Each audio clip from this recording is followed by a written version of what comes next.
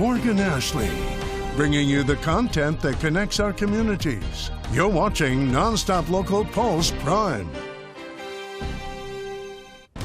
This is a NonStop Local weather alert. And we start with a look outside as we get you ready for tomorrow. We are under a weather alert this evening because we are expecting some gusty conditions, really depending on where you're living. Good evening, I'm Morgan Ashley alongside weather forecaster Tori Smith. Where do we start tonight? Well, we're going to start with the wind. We've got wind moving in. We also have showers going through the region as well. Track all the way through your day. We're going to continue to track a lot of those showers and thunderstorms through the day. Here is a look right now at some of those current conditions. Currently we have 73 in Spokane, 69 towards Coeur d'Alene. It's a little bit different as you head towards Tri-Cities and Yakima. Some of those temperatures are just a little bit warmer at this time as well. Winds are going to start to pick up from here. We do have that weather alert day in place for the region. We have low pressure starting to move into the inland northwest alongside clouds and a couple isolated thunderstorms as well. Those are staying further south this time, just into northern Oregon. Yakima, Tri-Cities may see some of those thunderstorms here shortly. We do have a wind advisory in place. This starts 5 a.m. for Wednesday morning. That's going to be that area in that light brown there as you head further down south. This is going to be the LC Valley into northern Oregon and just south of Yakima. A high wind warning is in place. That's because sustained wind gusts anywhere up to 35 miles an hour. Areas towards LC Valley into northern Oregon, seeing those wind gusts up to 65 miles per hour, gusting all the way through your Wednesday. Highest chances for some of those strong gusts are going to be about 4:30 to 5:30 p.m. into the late evening. So again, we have that weather advisory in place through the day. We'll continue to track this as this continues to move closer. For now, here's Morgan. All right, Tori, thanks so much. Former Gonzaga forward Brandon Clark has died, according to a post from his agency, Priority Sports. The agency called the news devastating, adding Clark, quote, impacted everyone who was part of his life. AJ Hall joins us now in studio with the latest on his death. That's right, Morgan. Just a tragic situation story that's unfolding. The former Zag played for the Memphis Grizzlies for 7 seasons, his entire NBA career. The first-round draft pick played at Gonzaga from 2017 to 2019 after beginning his career at San Jose State, winning WCC Newcomer and Defensive Player of the Year his final season at GU. NBC Los Angeles reporting first responders were called to a home in Southern California for a medical emergency. That's when they found Clark deceased. They report it's being investigated as a potential overdose and drug paraphernalia was found in the home. Gonzaga issuing a statement from Mark Few and the GU family saying in part, he had such a kind, gentle and warm soul, and I will always remember the great smile he had on his face whenever you were around him. Going on to say Brandon was a spectacular player and competitor and a phenomenal teammate to all. He was a true legend who will never be forgotten here at Gonzaga. Now, NBA Commissioner Adam Silver expressing his sorrow on behalf of the NBA community, saying, we are devastated to learn of the passing of Brandon Clark. As one of the longest tenured members of the Grizzlies, Brandon was a beloved teammate and leader who played the game with enormous passion and grit. We'll be following this story and the reaction and memory shared by those close to Clark. He was 29 years old. Well, last month, Clark was arrested in Arkansas and charged with possession and trafficking a controlled substance. The case was still open when he died. Washington State Patrol identified the motorcyclist killed today on Highway 2 as 20-year-old Drake Britton. It happened right near Cattails. Troopers say he was going north on the highway over the speed limit. A 49-year-old woman was turning her truck onto the highway, hauling a horse trailer at the time. Troopers say Britton hit the trailer, lost control of the bike, and it ended with a crash that killed him. Troopers say the cause of the crash was speeding.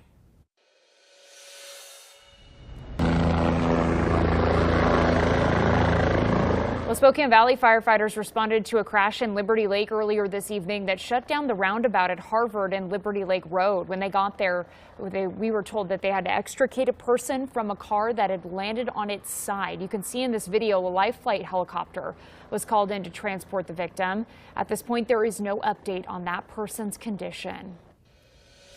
Continuing coverage now is a 20-year-old Walla Walla man accused of repeatedly sexually assaulting a child years ago made his first court appearance today. A judge ordered Edgar Martinez Osorio to remain in custody. Police say that this investigation began after the now juvenile victim recently came forward about alleged abuse at a home years ago. I have concerns over the severity of these charges. I also have concerns that Mr. Martinez Osorio is currently under DOC supervision, which is another factor that the court looks at. I am going to grant the Department of State's request for an order of detention today. The state also told the court Martinez Osorio has a prior felony conviction, and confirmed prosecutors are filing the case in juvenile court because the alleged crimes happened when he was under 18 years old. He is scheduled to be arraigned next Monday.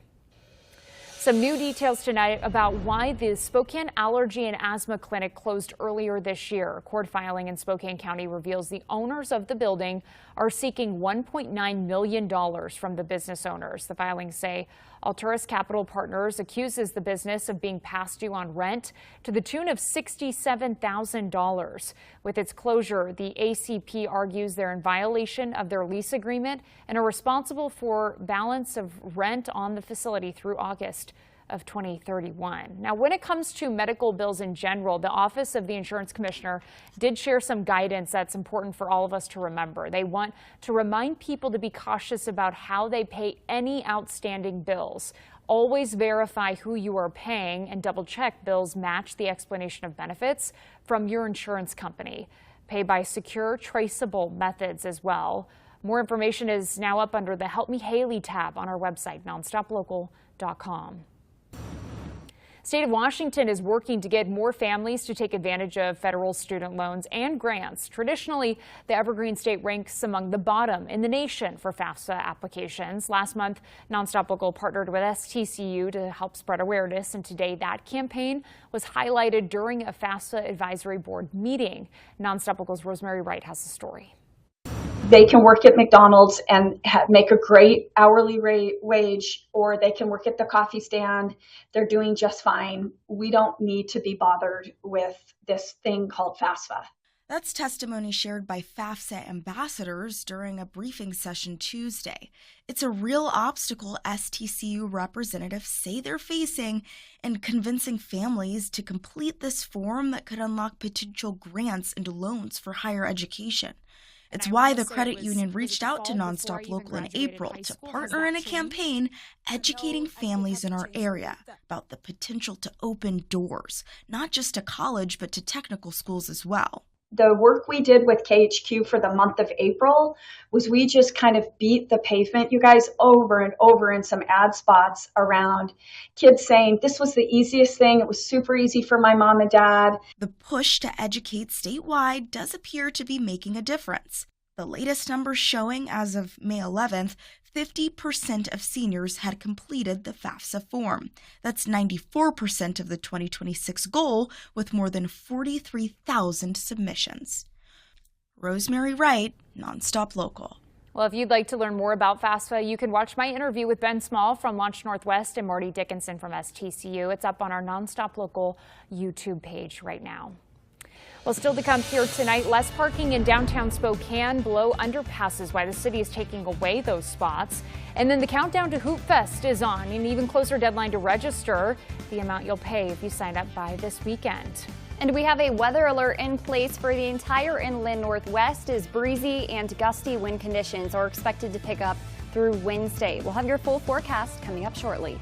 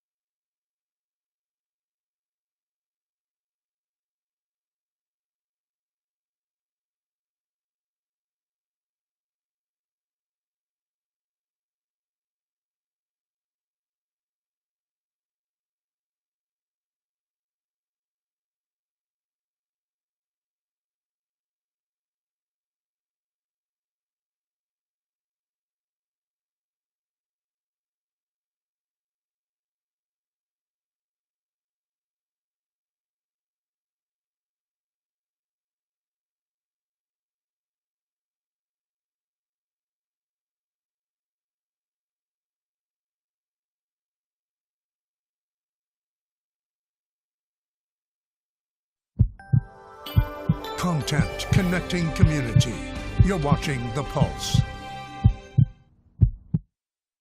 I'm Bradley Warren. This is The Pulse. Today, the Secretary of Defense, Pete Hegseth, went before House and Senate committees over the president's request for a $1.5 trillion defense budget. The Secretary started his day in the House of Representatives in front of Congressman Dan Newhouse and then moved to the Senate, where he was in front of Senator Patty Murray.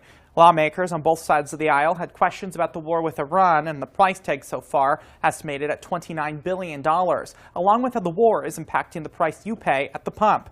I asked the senator about the president's recent remarks about how he says he's interested in removing the federal gas tax. Take a listen. And now we have the Strait of Hormuz closed. It's causing gas prices to go up. It is costing our military to be there. It is endless what this is costing us. Well, the best way to lower gas prices right now is to end this war, period. You can watch my full interview with the senator on our website. Secretary Hegseth said in the hearing that the mission in Iran was to prevent the Iranians from developing a nuclear weapon, saying what the president has done in the Middle East is courageous. All right, when it comes to the price of gas right now, Washington State still sitting above the national average at $5.76, a little less in Idaho. For that tax to be temporarily suspended, it would have to go before Congress. We'll monitor that for you. For now, from the Pulse Desk, I'm Bradley Warren, NonStop Local.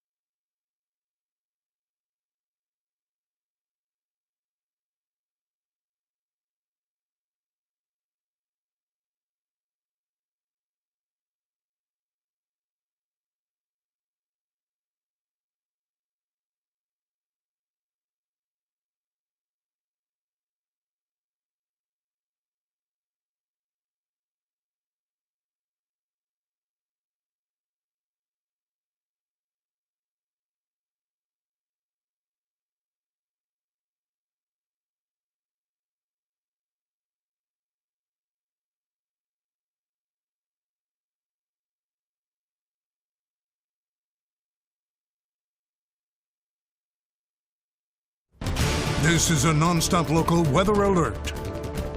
We have a lot to talk about here at the inland Northwest as we have clouds increasing ahead of our next storm system.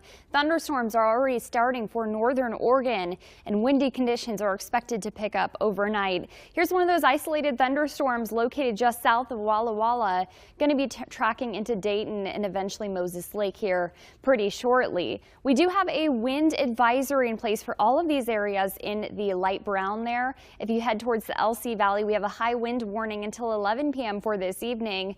High wind warning is also in place for just south of Yakima and just south of Kettewick. So northern Oregon can be expecting some of those highest wind gusts through your Wednesday. Sustained winds are anywhere from about 20 to even 30 miles per hour throughout the entirety of Wednesday. Here's a look right at about noon. Those wind gusts or wind in total is sustaining right about 26 miles per hour towards Washtenaw, 27 miles per hour towards Pullman, and we're seeing anywhere up to about 30 miles per hour sustained near Sandpoint. So it's going to be an extremely windy day. This could lead to potential for some downed trees and even power lines throughout the day as well. Wind gusts are expected to be much stronger than that, with some areas getting even closer to about the 65 mile per hour range. That's going to be along the Columbia Basin, the LC Valley, and into the Palouse. Here's a look right about 8:30 a.m. It just becomes more widespread of a wind event by the time we get to the late afternoon. Here's a look at 4:30. We're seeing gusts up to about 45 miles per hour here on in-house models, about 44 miles per hour towards Ellensburg, 42 towards Pullman. and about 37 by the time we get to 7 p.m. down further south towards Lewiston and even into the Moses Lake area. Going to be seeing that too. What we're expecting throughout Wednesday, we're seeing those mostly cloudy skies, elevated rain chances, thunderstorms, strong winds. Again, those wind gusts could be up to about 65 miles per hour. That goes again Columbia Basin down further into Oregon and along the LC Valley. We can also see pea-sized hail with some of that thunderstorm development. Again, wind gusts very strong down trees, possibly even loose limbs blowing around. Dust could even be potential as well. It is going to be just a messy day for your Wednesday. We have a low pressure. This is a coastal low pressure system moving through the region and developing a cold front right behind it. This will help keep temperatures at bay from what we have been seeing. We saw a record day today, or close to one, at 80 degrees, and starting to see some of that cooler weather behind this cold front system. 2 p.m. we're already seeing some of those showers, isolated storms up further north, anywhere from 1/10 of an inch of precipitation to even up to 1/2 of an inch of precipitation is possible. And keep in mind, when we do have rainfall like that, that's also going to keep that soil saturated, so we could see down trees as well as power outages. This is all caused from low pressure moving in. I am eyeing another low pressure system off the coast, which could even bring us another round of snowfall by the time we get to next weekend, and even some frost for the mornings in Spokane and Coeur d'Alene. Here's a look at that 7-day forecast. Spokane and Coeur d'Alene, remember, we have a high wind day for tomorrow. That same trend just goes area wide for the inland northwest. Temperatures return back to average for this time of year. Morgan, back to you. All right, thanks, Tori. The street parking in downtown Spokane just got a little more scarce after the city of Spokane decided to remove more than 40 parking spaces below underpasses. The city is currently in the process of updating about 3,000 parking meters, replacing the old style with the new purple ones that charge by solar power. But they won't have to replace the ones under viaducts because they decided to just remove all of them. And they say the reason is safety. This decision was in process when I took over the department, so we were just kind of completing it. My understanding is that came from discussions with DSP, downtown folks, about safety and camping concerns. You notice the camping signs already exist on the viaducts, and I think the concern that police were reacting to is that the signs in themselves weren't doing enough to get the impact that people wanted. The poles remain under the viaduct, so Snyder said meters could be reinstalled at some point, but for now, you will not find any parking options under those bridges. Just 45 days now to prepare for Hoop Fest in downtown Spokane, and with that countdown, your time is running out to get a guaranteed spot for you and your team. Roughly 4,000 teams are expected to sign up, and last year, 240,000 people filled the streets towards the end of June. The deadline to secure a guaranteed slot for your team of 3 or 4 Sunday at 11:59 a.m. It's going to be $184 for adult high schoolers, $164 for youth, so that's grades 3 through 8, $124 for juniors, grades 1 and 2, and then elite divisions cost $224. Anywhere between 7 and 80 years old, you're welcome to play. There are no real limits besides they have to be going into first grade to play. Make sure you're hydrating, make sure you're practicing, getting used to the heat outside. Special Olympics unified and wheelchair divisions are going to be free. Available signups will remain until June 3rd, with fees increasing by $20. Well, coming up next, baseball. Anyone. Washington State closing out the regular season in Pullman. How that's going and what it means is next.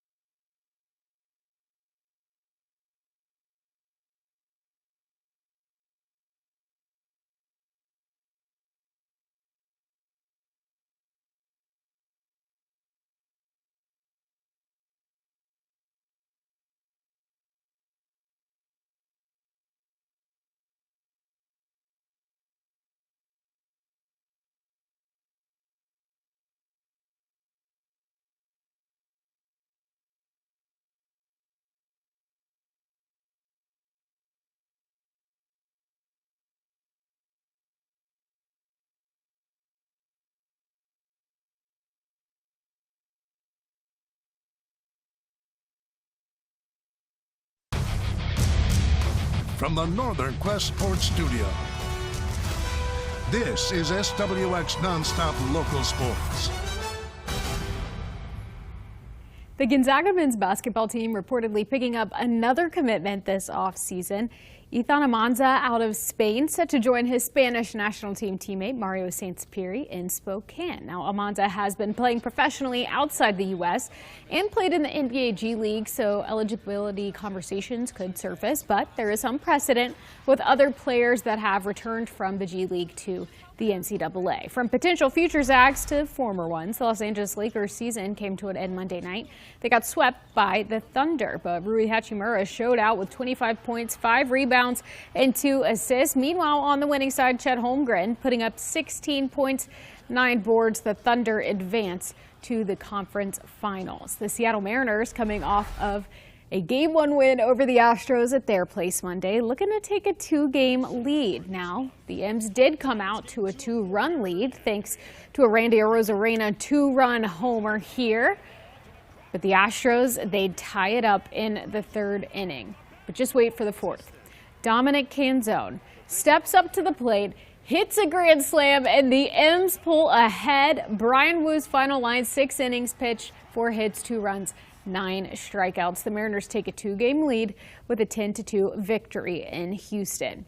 The Washington State Cougars baseball team ends the regular season at home hosting Seattle U. It was the perfect afternoon for baseball down at Bailey Brayton Field, but it got off to a bad start. The Red Hawks score 7 runs in the first 2 innings, including this bases-clearing double by Royce Hale, 7-0 Seattle U early. Jump to the 6th inning, Wazoo down 10-2 until Dustin Robinson goes opposite field for a 3-run home run, and the Cougs start a rally. Same inning and just a 3-run deficit with Max Hartman at the plate. He drills a 3-run shot to right, tying the game at 10 runs each. But in the 8th inning, Seattle U had an answer. Hale sends one deep to left and a 2-run go-ahead blast. The Cougs get a run in the 9th, but leave the tying run stranded at third base. Final score 12-11 Seattle U. The Cougars finished the season 27-25, the regular season, I should say. The very last regular season West Coast Conference event that Gonzaga is involved in. Starting Thursday, the Zags have dominated the conference and look to finish strong ahead of the conference tournament. But as head coach Mark Maktoff says, there's always something to play for. Clinched the #1 seed, but you know there's RPI and there's at-large bursts and there's just a lot of things to play for, and we're really have an opportunity to hopefully set ourselves up from a pitching standpoint to be ready to roll for the tournament. First pitch Thursday at 6 p.m. You'll be able to watch it live on SWX, the series versus Seattle U, ending on Saturday afternoon.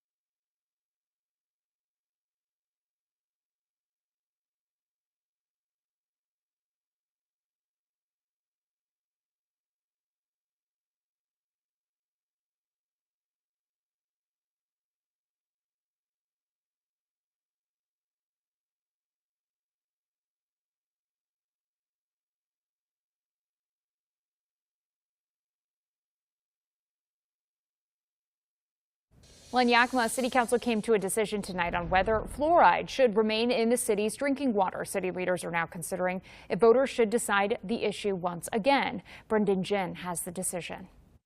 At Tuesday's Yakima City Council meeting, many residents voicing their opinions on whether to remove fluoride from the city's public water system. The idea was brought up by Councilmember Rick Glenn. Well, there's a lot of information on the internet, and there's a lot of stuff that was talking about fluoridation, and it's not really a good idea to ingest it. And so I had a lot of people that brought that issue up with me, and so I thought, well, we'll present it and have a discussion in City Council. Yakima voters originally approved fluoridation back in 1999, and the city began adding fluoride to drinking water in 2000. Pediatric dentist Joe Wilson says fluoride is added to community water supplies to help prevent tooth decay and cavities. Most studies show that community water fluoridation decreases cavities in baby teeth, primary teeth, by about 36%, and in adult teeth about 25%. Yakima follows state guidelines of 0.7 milligrams of fluoride per liter of water. 11 people speaking in favor of keeping the fluoride and 1 person asking to remove the chemical compound from the water. Council members voting 6-1 to table the discussion. It can be brought up any time in the future,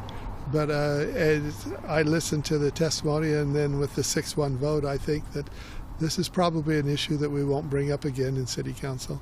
For now, Yakima's water system will continue following state fluoride guidelines. In Yakima, Brendan Jin, NonStop Local.